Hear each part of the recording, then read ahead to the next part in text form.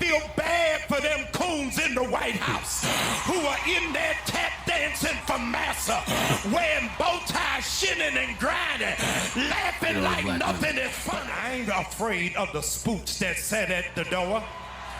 These runaway slaves hiding in the White House gonna throw my picture up thinking that I'm gonna be afraid.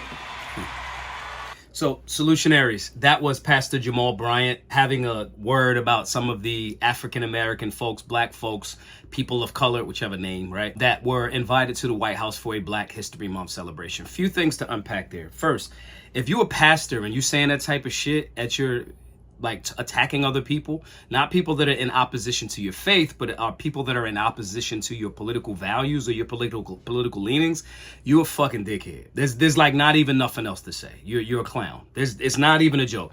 Now, here's the beauty of the stranglehold that the black church has on black community thought. Those people get tax exempt status from politicians for being a church. So they say the right thing, they stay in line, they continue to get tax exempt status.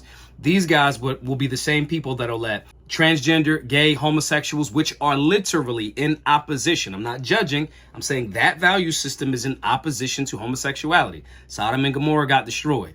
So they will be okay with that. They okay with the, the transgender, the sexual conversation with the children. They okay with that. But as soon as you're the black person that says, I'm going to go to the White House to celebrate Black History Month in the White House, when Trump literally saying, African Americans built this nation, right? That's somehow coonish, but have nothing to say when all of the black folks go to support, let's say, the last administration, Joe Biden, if he had a Black History Month celebration. This is the contradiction that happens with these churches. Now, here's a few historical incorrectness for him. One, it was a Freudian slip when he says those runaway slaves at the White House. Ironically, slaves, if you're equating those young people of different ages, black folk, to slaves, right? Slaves run towards freedom. They don't run towards slavery.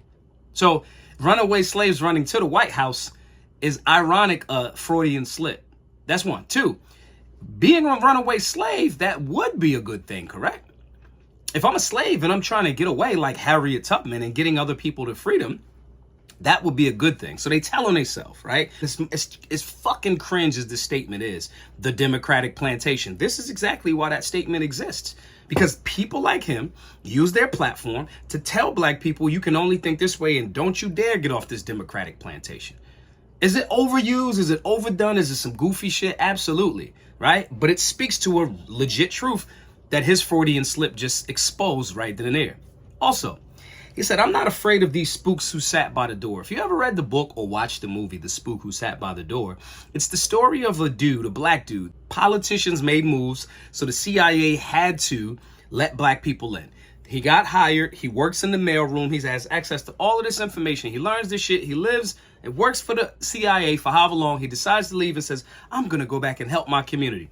He goes to the hood in Chicago and teaches everybody about counterterrorism, about urban pacification, about fighting against racism. And he actually is the hero in the movie because he get all of the gangsters that's doing damage to the community and drugs. He informs them and they fight back against police brutality and things of that nature. So this guy saying, I'm not afraid of those spooks by the door is another mistake, ignorance, Freudian slip. The people that are actually fighting to empower the hood, that's going into the space, getting the connections, getting the resources, regardless of how you feel about that, and bringing it back to the hood, they would be the spooks. A spook is the term for a CIA person. The spook that sat by the door.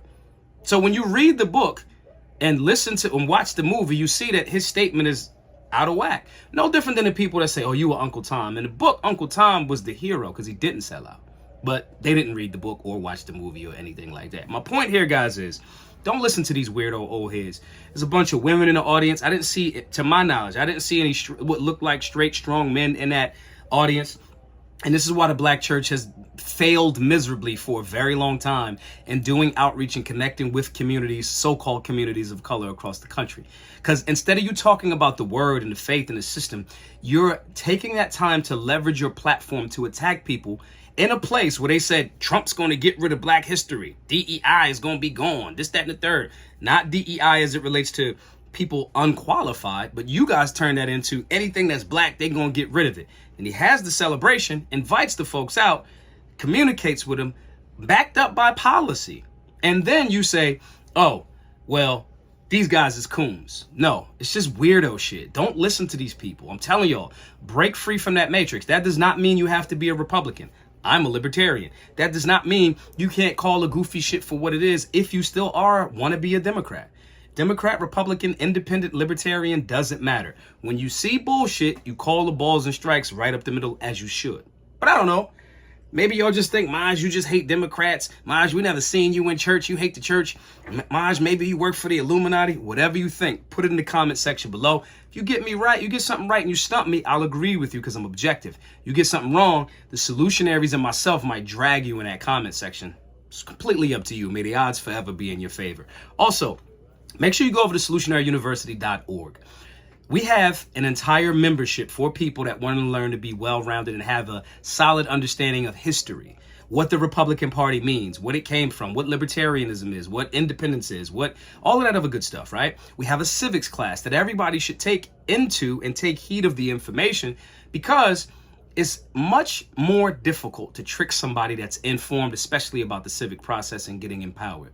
Go over to solutionaryuniversity.org, take a membership, or just sign up for a class online. Curriculum comes directly to you. Either way, you need to get informed, and solutionaryuniversity.org is where we can go to do just that. My name is Maj Toure, the founder of Solutionary University. Hope to see you in the class soon. Be safe, be solutionary.